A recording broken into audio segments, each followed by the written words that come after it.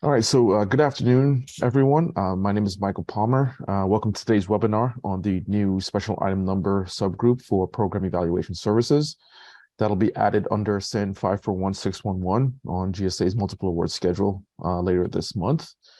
I am the program manager for GSA's multiple award schedule professional services category.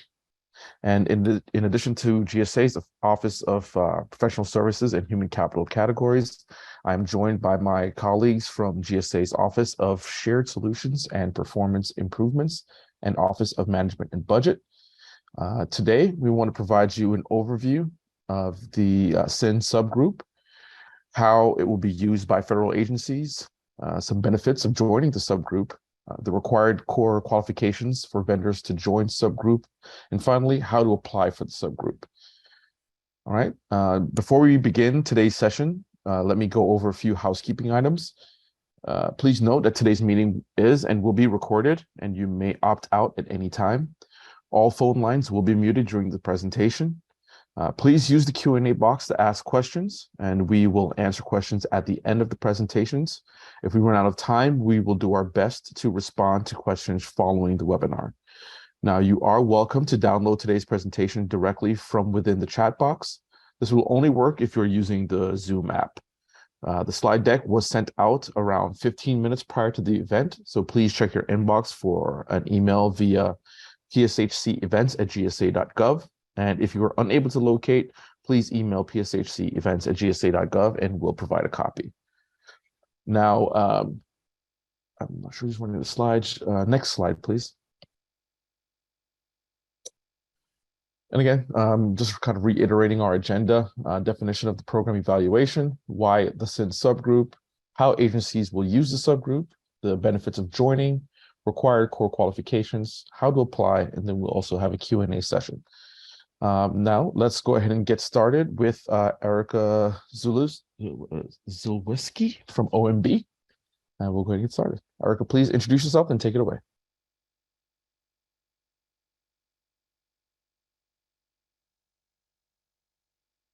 Great. Can anybody hear me? Yes, we can hear. I can hear you. Okay. All right. Well, it says my video won't work because the host has stopped it, so you don't get to look at my lovely face today, but that's okay. So good morning, everybody. Could we advance the slide deck one, please?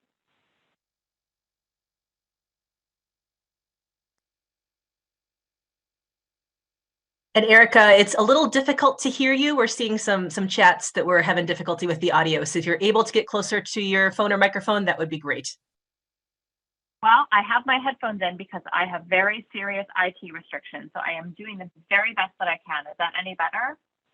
Yeah, if you can just keep talking loudly, that is great. I'll just yell it out. Could we advance the slide deck though, please? And I apologize if someone else is advancing it and I can't see it. It's still on the agenda for me.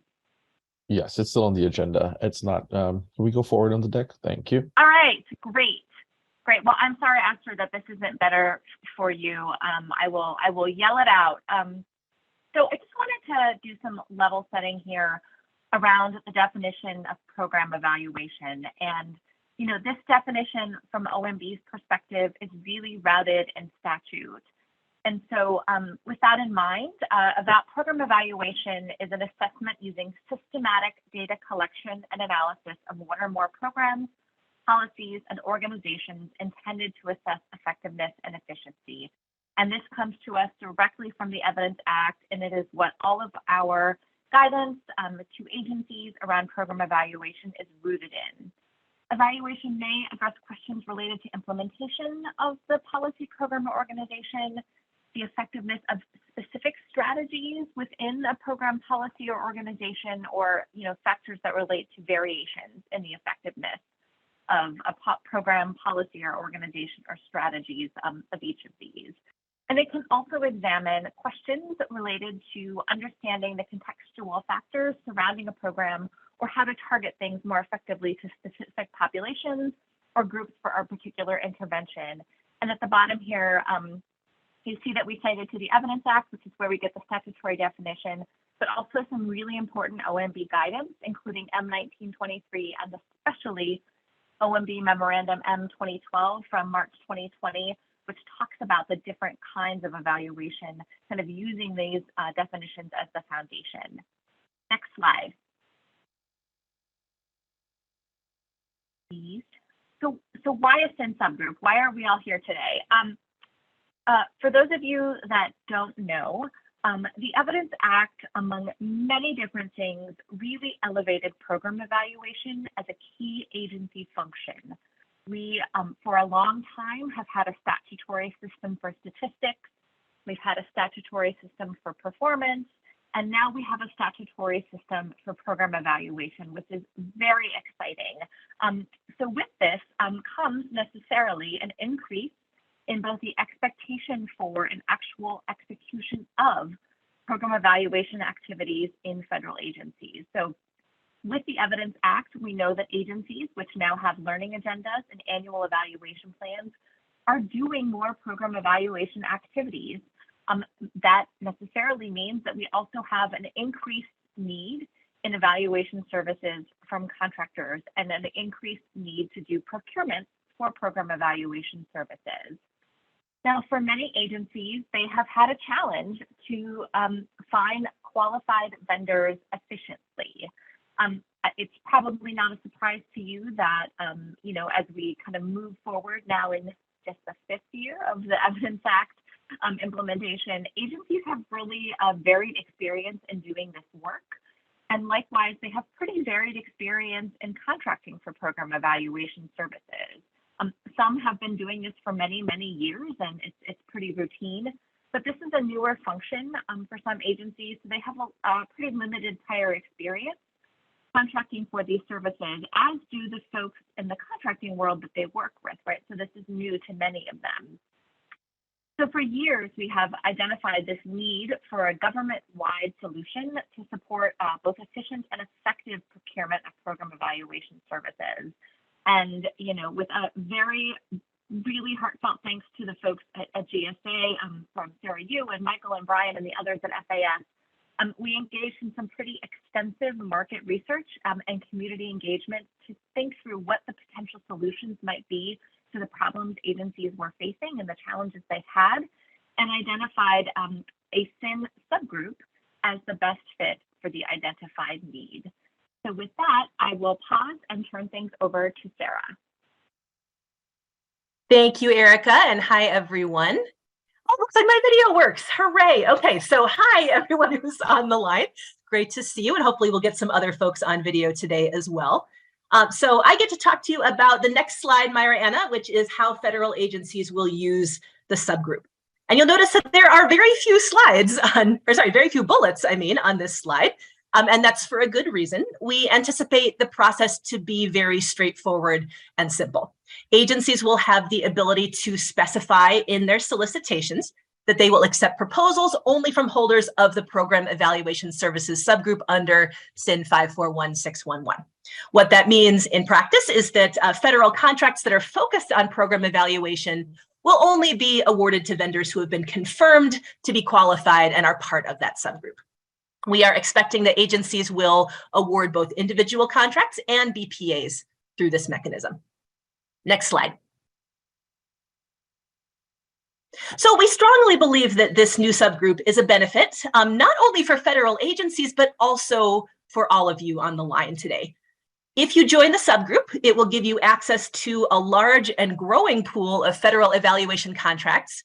Our calculations have that totaling at least $500 million over the past 5 years, and that number is almost certainly an undercount.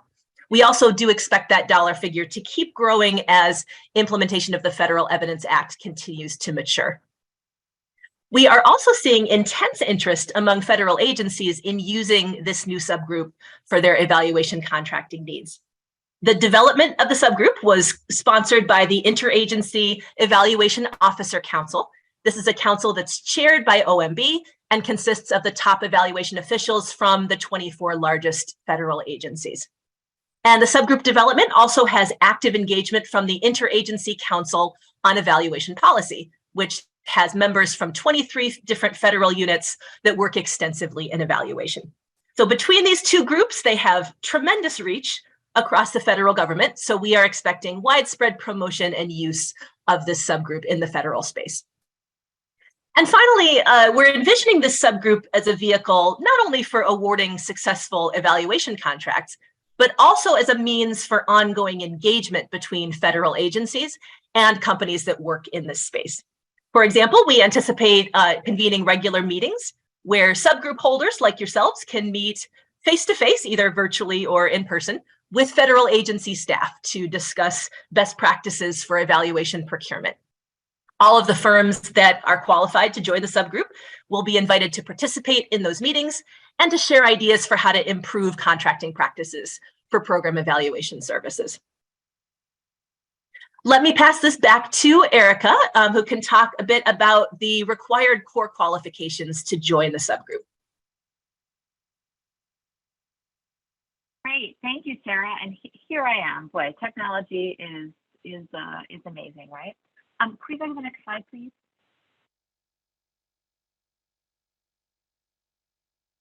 All right, so you're probably all wondering, what do we need to join this SIN subgroup? So, at a minimum, we expect and require technical expertise and relevant experience, really important and there, in developing and implementing rigorous evaluation designs. And I honestly, I don't say this to plug our own work, but I really can't emphasize enough how heavily we are leaning on OMB Memorandum M2012 here when we talk about evaluation designs and things like rigor.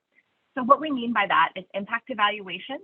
So evaluations that include a counterfactual, so what would have happened in the absence of an intervention approach, et cetera, to randomization or other quasi-experimental methods. This is really important. It is something that we believe very strongly needs to be a core qualification. We are also interested in requiring technical expertise and experience and outcome evaluations. So evaluations that assess outcomes but are not designed to determine causality.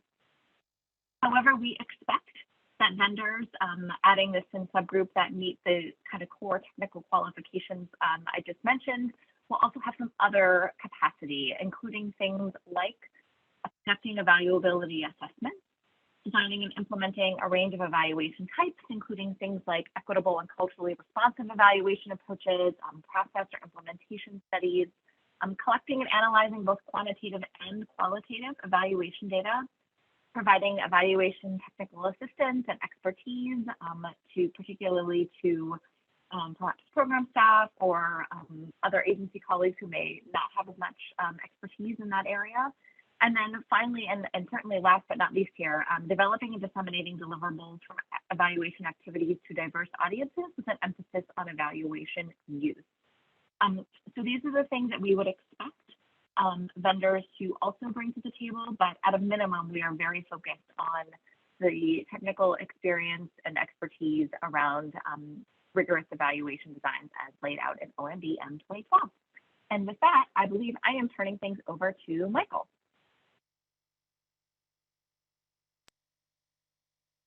All right. Thank you very much, Erica. And there I am. Everyone gets to have the pleasure of seeing my mug here today. And so we're going to talk about how to apply for the program evaluation subgroup. And just to be clear on this as well, the formalized instructions on how to apply will be provided in the Refresh 17 instructions that are going to be available on or around the 20th of July. So this is not an all-encompassing or inclusive application process, but we're just going to give you a broad overview of things that you should be prepared for and have your ducks in a row in order to meet that time frame for the submissions. Now, one of the first things we want to talk about is the submission request must be done via an authorized negotiator on the contract. So we want to ensure that folks have their profiles up to date with the right person. I've seen instances where folks still have either a consultant that established their GSA schedule for them, and that person has moved on and they can no longer have access to those individuals. So we want to make sure that the person that's your authorized negotiator is someone within your organization that can make these decisions and have initiate that request. Next, you'll submit a concise description of the program evaluation services that are being offered. And you'll also submit 3 relevant projects of experience examples for work performed within the last 3 years. Okay, so program evaluation services that have been performed within the last 3 years. You'll also submit no, I'm sorry. Now, all submissions will be assessed by a technical evaluation board, and that is consisted of evaluation professionals from multiple federal agencies, and that's overseen by OMB and alongside GSA. And those vendors that are deemed eligible in that first round will then have a scenario-based assessment to complete. Next slide. Now, the evaluation board intends to make a decision on whether a vendor passes or fails within 45 calendar days of their scenario submission. And then the notification of eligibility will follow if they pass. And contractors may add the program evaluation services subgroup to their eLibrary profile. And that's a process that many of you should be familiar with. However, we will provide you instructions on that again with the refresh instructions. Now, detailed instructions again will be submitted on the 20th of July or on or around 20th of July for refresh 17. So any questions or concerns that you have regarding that, just follow those instructions. You can reach out to myself as the program manager for the Mass Professional Services schedule, or you can also reach out to the email address that will be provided for the subgroup. And with that, I'll turn it over to Tony Tomzak. He'll be handling your questions that you pose. Thank you. All right. Good afternoon, everyone. Yes, it is afternoon on the East Coast. I'm trying to see questions and they're all cleared out. Mainly they were related to the slides, and John DeWolf put those in there, so you guys should have them. Also, they'll be emailed out to everybody after the end of this meeting who attended. So if you have any questions, please use the Q&A pod towards the bottom of it. It's right next to the participants. Click on there and type them in there. We'll give you guys a minute or two. If not, we can adjourn early. Tony, it looks like we have questions 6 questions and growing in the list here. Oh, okay, good. All right, So the first one is, so this is, like Michael said, and the presentation is, this is a subsyn to a current GSA contract. So the predication is you are a GSA contract holder and already have an MAS contract number to be eligible to submit and go through the process that will be in the refresh. The next question, will the assessment be, will it be a written assessment or oral? My assumption it will be written, correct? That is correct. It will be a written assessment. Will there be a limited number of spots to the subgroup? There is not. Just like the mass contract, it's continuously open. As long as a vendor passes the assessment process, then they will be deemed acceptable. And if it's a question that may come up forward, it's continuously open. So it just like the mass contract, if you don't submit it right when the refresh comes out, you can always submit it at a later date. Let's see, it's hard to see. Oh, good golly, let's see. They're coming in faster than I can scroll. Let's see. Let's see. Written, we already covered that one. Let's see. So the application is not submitted initially via eMod. It's not done at eMod at all. It's done per the process that Michael stated will be outlined in the refresh that'll be coming out. So that it'll have exact steps on how to go there and how to submit it. So it would go through the initial, I'll call it gate, to see if you're deemed qualified, and then if you are, then you'll submit the scenario based. And Tony, I'd like to just kind of elaborate on that. Yes. And so because vendors that are familiar with adding subgroups will know that it is a self-certifying process. However, we will be monitoring this subgroup on a continuous and regular basis to ensure that those vendors that are in the subgroup are those that have gone through the process of being deemed qualified to be a part of the subgroup.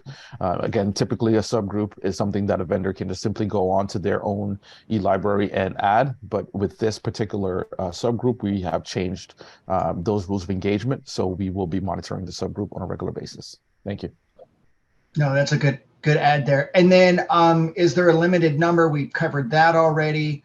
And there was another question, can somebody only be part of the subgroup? The answer is no, because as we said, it's a subgroup of a parent SIN. So you must have the parent SIN first and then go through the process that is outlined in the refresh.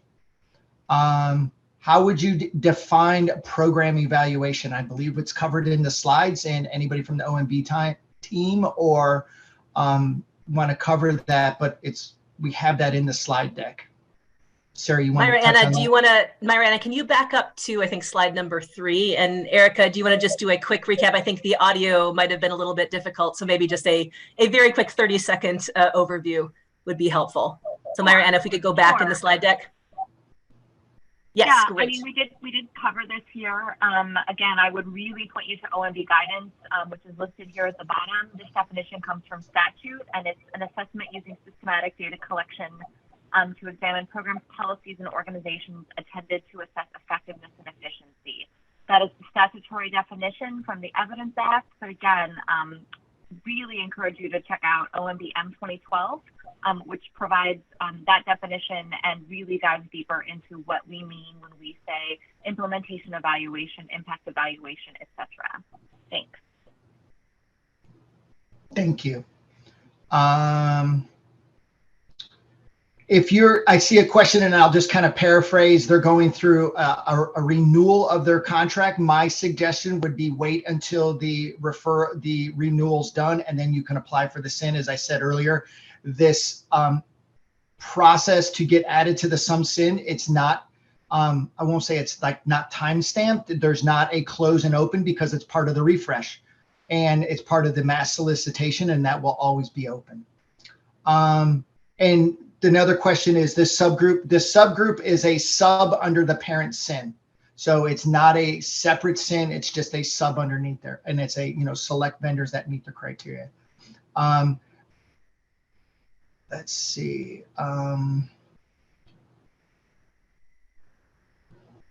So there was a question about, will the designation on eLibrary be like COOP? It will just be under the parent SIN. There'll be just a group of vendors underneath there, and a customer then can click on those, and those vendors will be listed underneath there. If you guys want to look and see what it looks like, you can go to eLibrary under professional services and type in FSMA, and we have a subgroup for FSMA right now. Let's see. This is for the evaluation team. If this first submission fails, are we able to submit again with an additional information?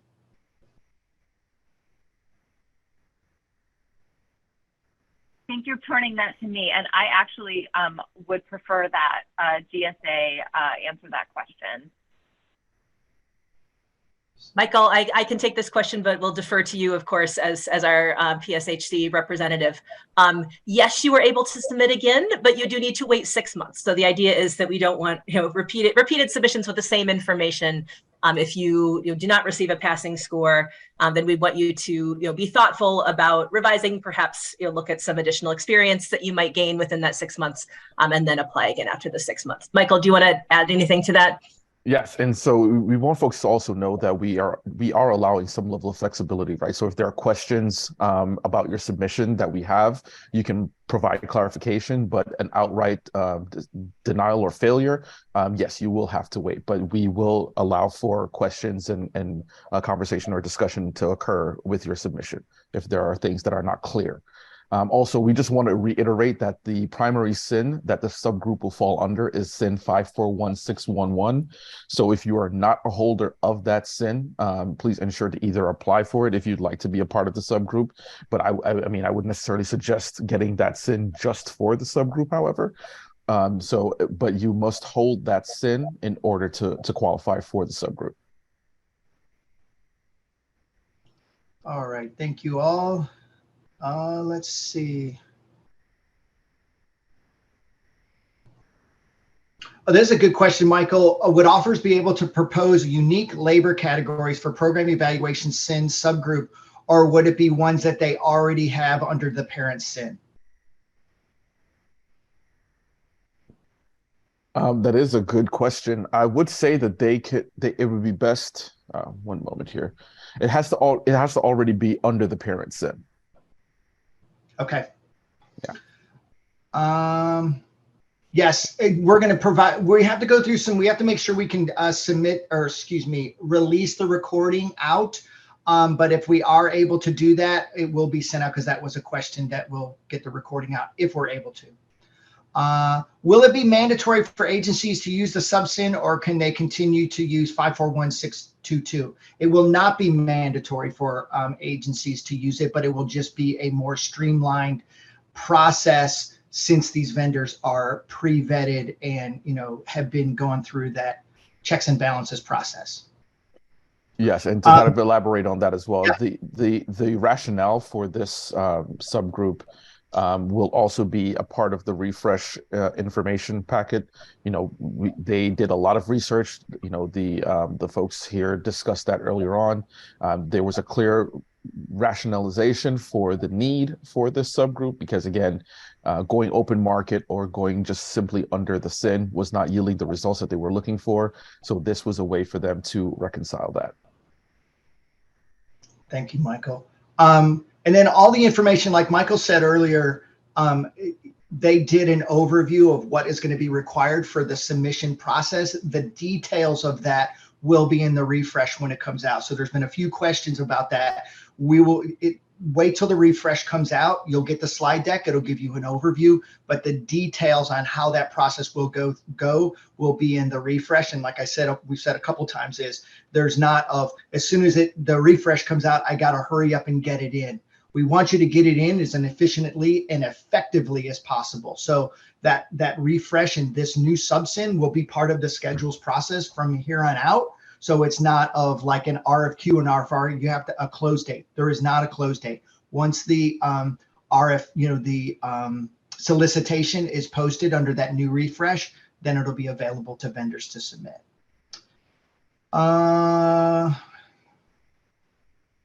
Let's see.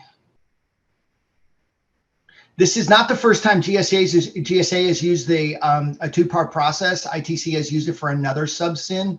And Michael and the team kind of mirrored that when they went through our policy evaluation. It was already considered a best practice within GSA using a subsin and an evaluation, and that's how they kind of mirrored that off of something that ITC has already previously done. A lot of questions about the evaluation, like what has to be done. As I said earlier, you need to wait till that comes out. Well, small businesses, let's see. Can an organization qualify as a team, or do all criteria need to be met by the prime submitting organization? So it basically kind of has to mirror off of what is on your GSA contract. So as we said, this is predicated on you having your GSA contract. If you have those labor categories that Michael said already on your contract, how you fill those, if you fill those with a sub, that's a different discussion. But those labor categories and those capabilities have to be part of your contract, and then you go through that process.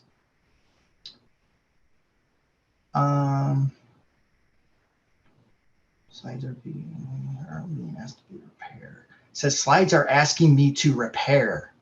John, I'm not sure. I've never seen that. There is no deadline, as I said earlier, for the first submission. Once the refresh comes out and it's part of that, it will stay open, just like our GSA schedules are always open. So there's not a deadline for once it's released and it goes live. Let's see. And Michael, this will not be dependent on the GSA CO, since you guys have established the evaluation board, and a mod is not required, and those steps will be outlined on how they add that subsin via the e-library process. Correct, sir? That is correct, yes. Okay. So kind of remove the mod process, if you want to say, from your thinking on this. This is not a mod. This is a separate evaluation board that's going to ensure that the vendors that do the adding of the subsin onto their parent SIN are found capable. And as Michael's already said, he's the PM and I manage the vendor side of professional services. We will look at that list of vendors that are in there on a reoccurring basis. And if we find a vendor added themselves without being properly vetted, we will have a discussion with the vendor. Okay. All right, let's see. Already covered that. Most of these we have covered. Again, it'll be consistently open. How can we make sure we get refresh 17? Except it will be available once refresh comes out. They have to accept refresh through a mass mod, right, Michael? If there's any specific contract changes, there'll be a mass mod. Yes. Yes, that is correct. Yes, they'll accept it through a mass mod, but again, there will be notifications of the refresh that is provided via Insight and all other publications put out by GSA. So they'll be made aware. Another question, if an agency was going to use this, could they do basically a sole source? The same procurement procedures that are part of GSA's mass contracts will be followed for this sub-SIN. So if the ordering agency goes through the proper protocol to do the award, they still have to follow that and follow their internal procurement procedures.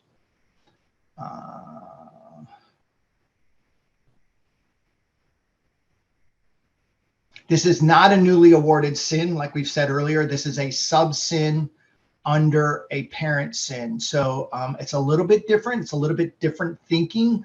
I will tell you, we've had a lot of discussions about what is the best path forward for vendors, our customers, and from a lot of different standpoints. And doing a sub-SIN was the quickest path to getting something out for our customers, to ensure that there's a good pool of vendors there that are capable. But then also from our vendor perspective is, this isn't a mod process, it's just an evaluation process. So it's a little bit different. So we understand there's a learning curve there, but we feel that this will be the most efficient and effective process for both our customers and our vendors. Let's see. A lot of the questions revolve around like past history. Again, all that information will be in the refresh, but remember, this is a program evaluation sub-SIN. So your submission of past performance needs to be that you have done some type of program evaluation, and the OMB team officers will look at that and ensure they deem it to be acceptable, and then you'll go through that process.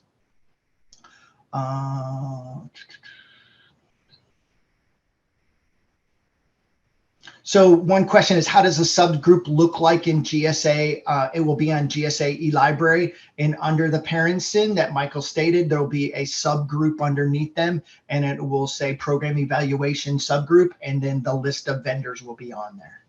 Okay. And a customer can come in and go to the search function and type in their program evaluation, and the list of vendors will come up. As I said, if you go to eLibrary right now and type in FSMA, there is a subgroup of vendors in there right now.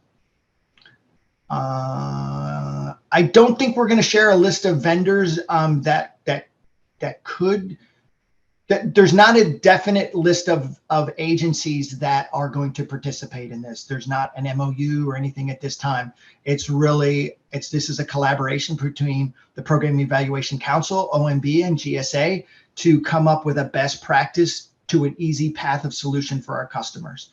So the bottom line from our perspective is, vendors, once the refresh comes out, get in there, get your contract updated with the right information, via that process, and then that will be shared. The Program Evaluation Council will see who they're approving, and they will share that out amongst themselves.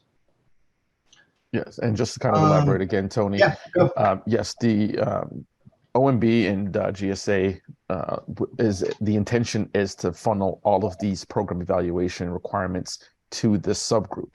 right? That is the idea and intention behind developing it to begin with. So any and all spend that is for program evaluations at this point in time is typically going open market or under a standard GSA SIN. However, the idea is to, given the fact that we are now giving customers a curated set of vendors that are capable of providing program evaluation services, then they're going to have a greater incentive to utilize the subgroup. Yeah, and that's a good segue into a couple questions we have is, what is being done to educate agencies about that? And that's really the OMB team. They're going to, once this goes through, they're going to share that out with all the program evaluation officers across the government to let them know that this is available. Correct, Sarah? I mean, you want to add something in there? I do, which is, as I mentioned earlier, this new SIN subgroup is a collaboration with the Evaluation Officer Council, which represents the 24 largest federal agencies. It's also a collaboration with the Interagency Council on Evaluation Policy, whose members represent 23 different agencies and sub-agencies. So just to be clear, agencies know about this subgroup, and they are very enthusiastic about using it. The word about this has already been spread widely. There will certainly be more to come.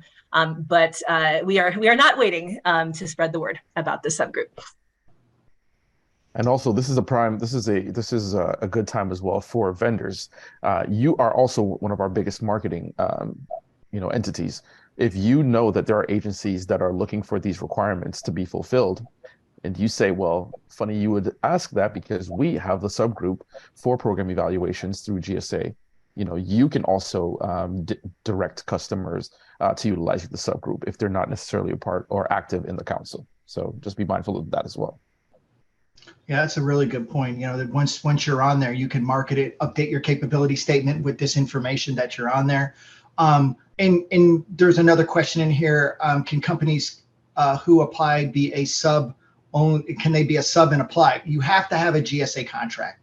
That's the bottom line. And then have the requirement that is going to be outlined, the requirements that are outlined in the next refresh. Yes, have a GSA contract and have SIN 541611. Yes, thank you, Michael. Sorry. A lot of it is, what is going to be required of the assessment once a business is selected for the eligibility. That will all be part of the refresh. And I would just, my suggestion, and I think the GSA's teams is, this is more of a, today's meeting is more of this is coming, get your stuff together from a perspective of look through, you're going to have, if you don't already have the slide deck, you're going to have the slide deck. They covered what those requirements are as some past performance in the last 3 years. You can start looking through your historicals to see if you have those and start drafting some stuff. And then once the formal stuff, this formal information comes out part of the refresh, you can fine tune that if you want to get it in as soon as possible. But again, there's not, I'll foot stomp it again. There is not a timeline from once the refresh comes out to you have to submit it. If you want to be quick out of the gate, then lean forward. If you want to wait to see how things go and you see those vendors get added, that's your prerogative also. The first phase is scored within.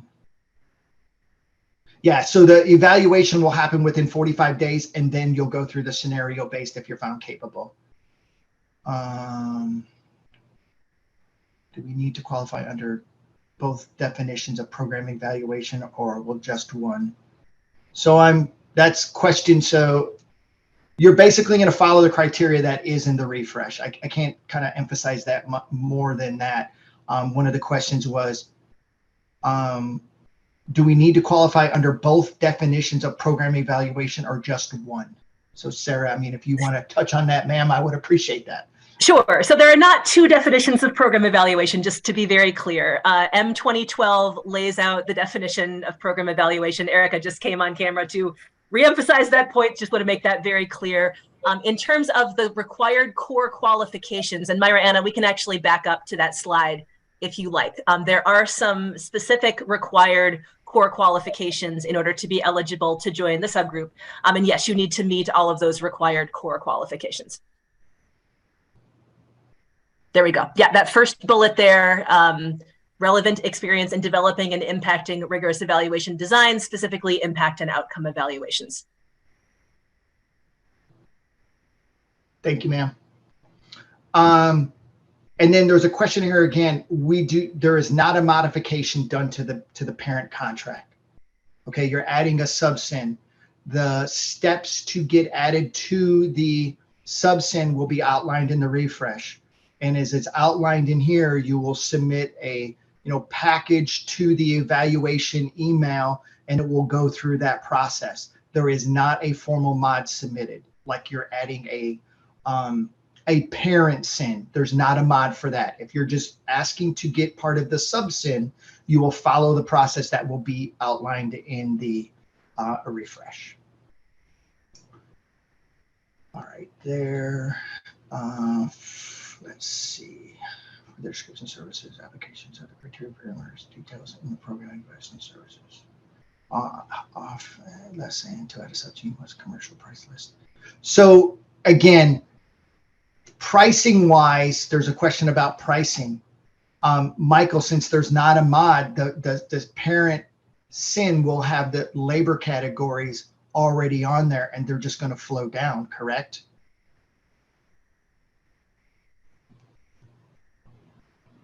You're on mute. You're talking. Sorry about that. No, you're fine. Yeah, so if they want the subgroup, but they don't have 541611 awarded, then they do have to request a mod to add that sin to their contract. They can be a part of the subgroup if they don't have the parent sin 541611. And once you're requiring a new sin, then yes, you have to submit pricing details and things of that nature. But for the subgroup, no. And then the labor categories under the parent sin flow down to the subgroup that are applicable. Correct. Okay, good. Thank you. Let's see. Please follow up the question.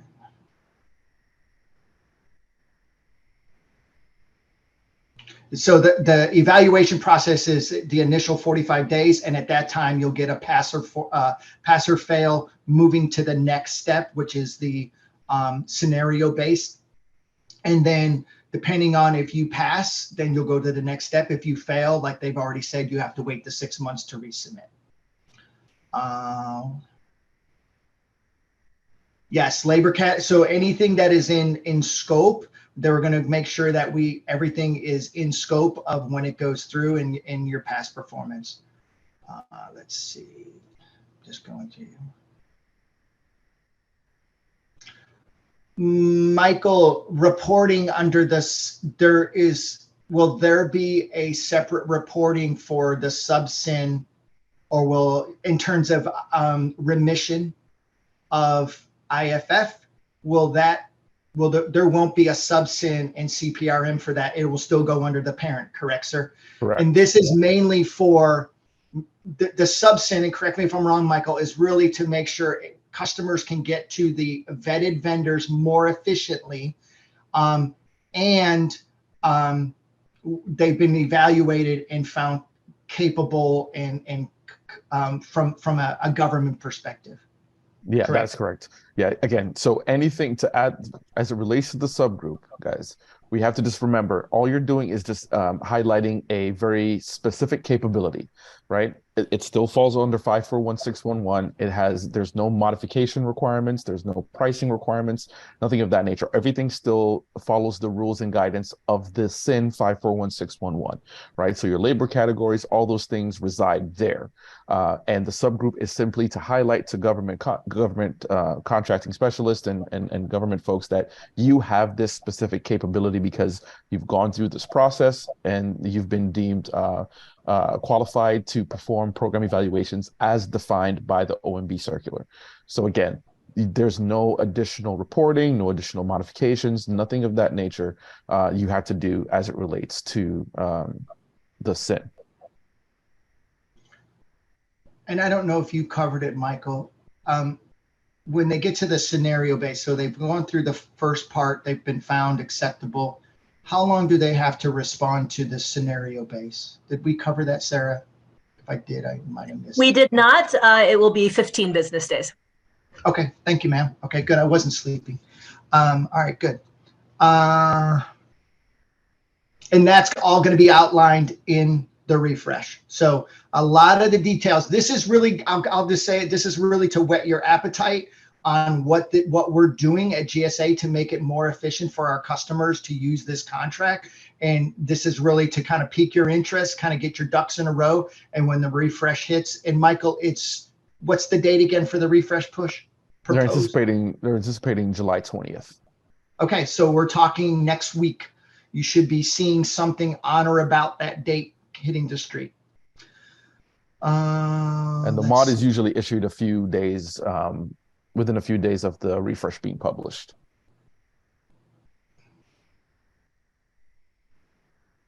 I'm just reading through some of these. Most of these are going to be all answered via the refresh. Yeah.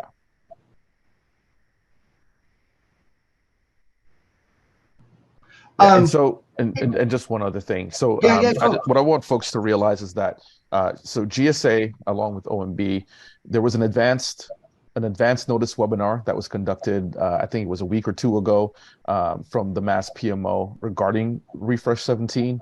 Just to let you folks know that it was coming.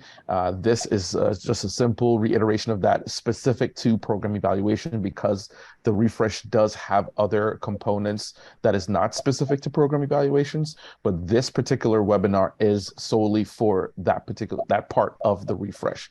So again, this is informational. So for you to anticipate what is coming, and that way you can be organized and prepared when the refresh actually lands. So that way you're not caught off guard, and you'll be able to submit at your leisure.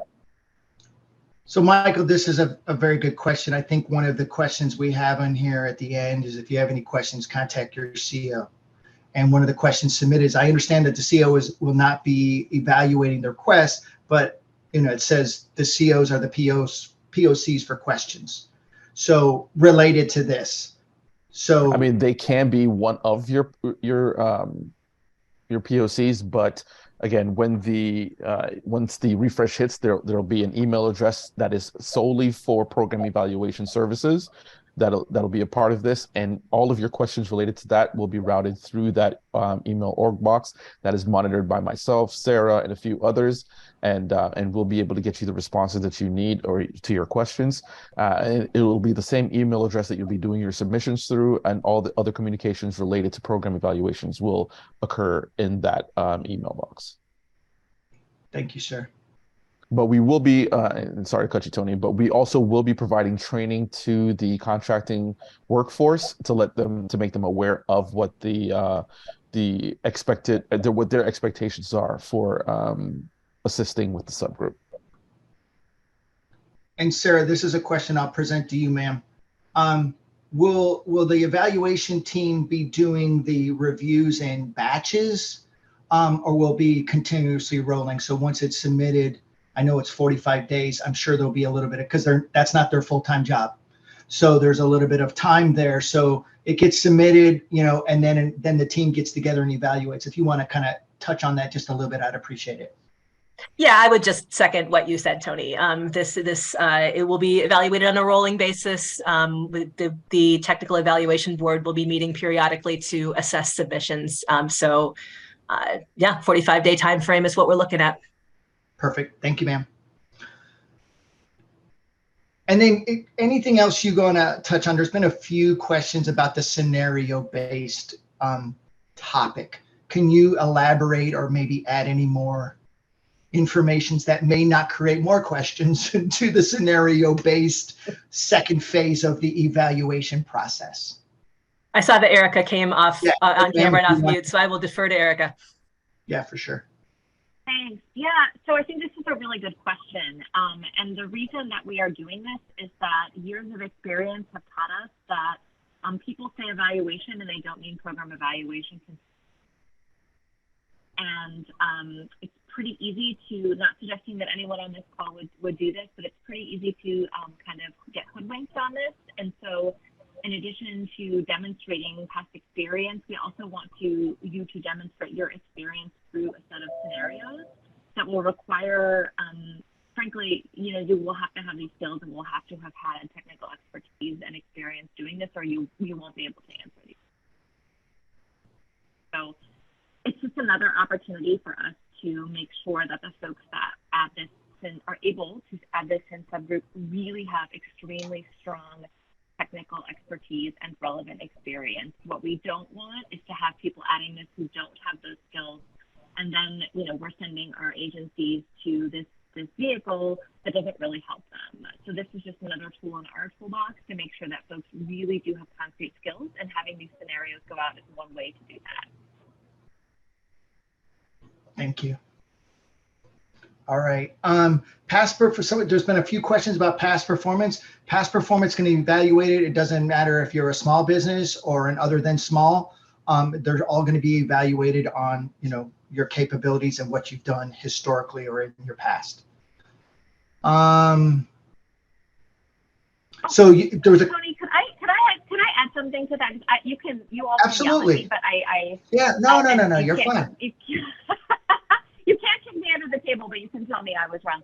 I mean, I would just say here, I used to do a lot of large program evaluations in a federal agency, and my experience was that sometimes subcontractors did a very particular piece of that, and not the whole contract. And so, again, we are looking for your expertise as a vendor. And so if you were part of a team that did a large evaluation, but your part was simply organizing technical working group meetings or writing up a report and really wasn't part of the meat of doing the program evaluation work, I think that would be problematic. So just wanted to flag that, because I know that comes up sometimes where we'll see a subcontractor come in and really the experience is on the part of the prime and not the folks in the organization. So I think that's just something to flag as well, if that's okay.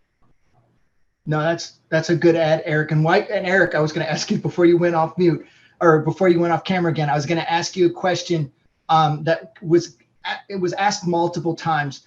Past performance, does it have to be with a federal customer, or could, if they've done it commercially, and I know I'm putting you on a spot. If you don't want to answer it, that's totally understandable, but it's been multiple through here. And if you could add anything on there, I would appreciate it.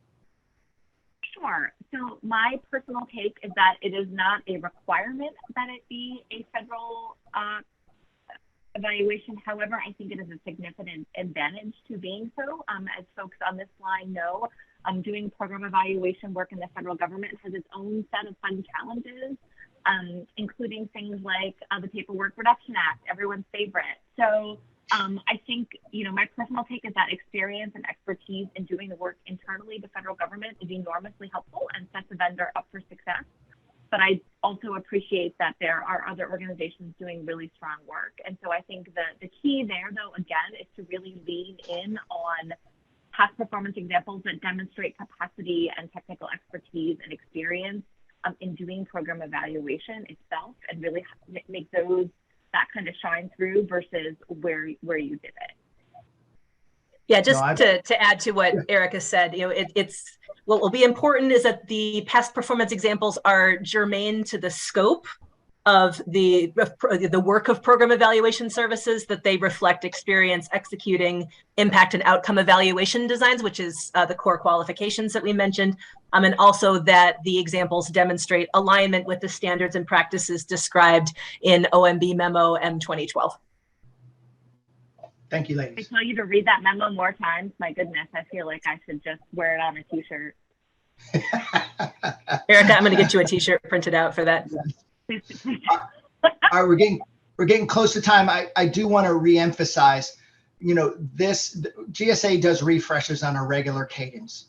This program evaluation subsin is part of the larger refresh that we do on a regular cadence. So how you as a vendor normally hear or are notified of a refresh, that's still going to happen. Okay. It's just that we're doing something a little different this time in terms of professional services, partnering with OMB, and we want to kind of foot stomp this instead of just blasting it out and going, and you as a vendor community go, what is this? We want to try to get ahead of it and educate you, give you some information, as I said, kind of a little bit of an information beforehand. So when it actually hits the street, you know what it's about. Okay. This won't be part of eBuy, as I said earlier, part of the normal refresh. Let's see, most of this has to do, vendors be scored, measured, or approved. for approval. Yes, you're going to be scored and evaluated, and you'll get information back from the evaluation board.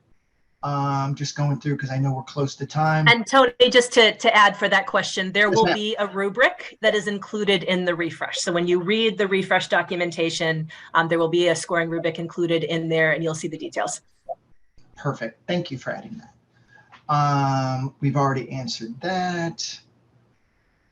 Thank you for the feedback, folks. We already answered that. So yeah, we went through most of these, if not all of them, and then we're gonna determine if the recording can be sent out.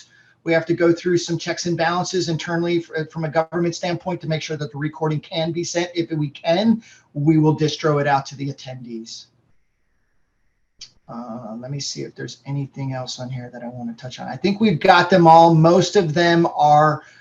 If there's any still open, they're all about the evaluation process or the past performance, which Sarah and Erica have said very well that it's going to be, the details are in the refresh. So I can't emphasize enough, wait till the refresh comes out. This is more of a information sharing that this is coming out, and we wanted to make sure you guys were aware of it. Okay. And Michael, I'll turn it over to you, sir, and you can close us out.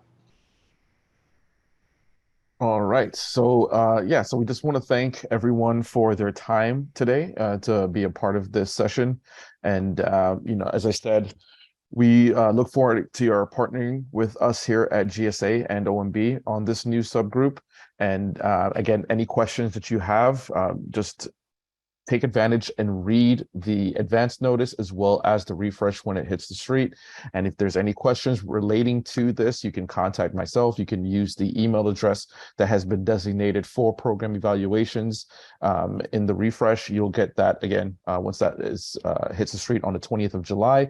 And we'll be more than happy to answer any of your questions, provide you with any assistance, point you in the right direction to ensure that you're successful with getting on board.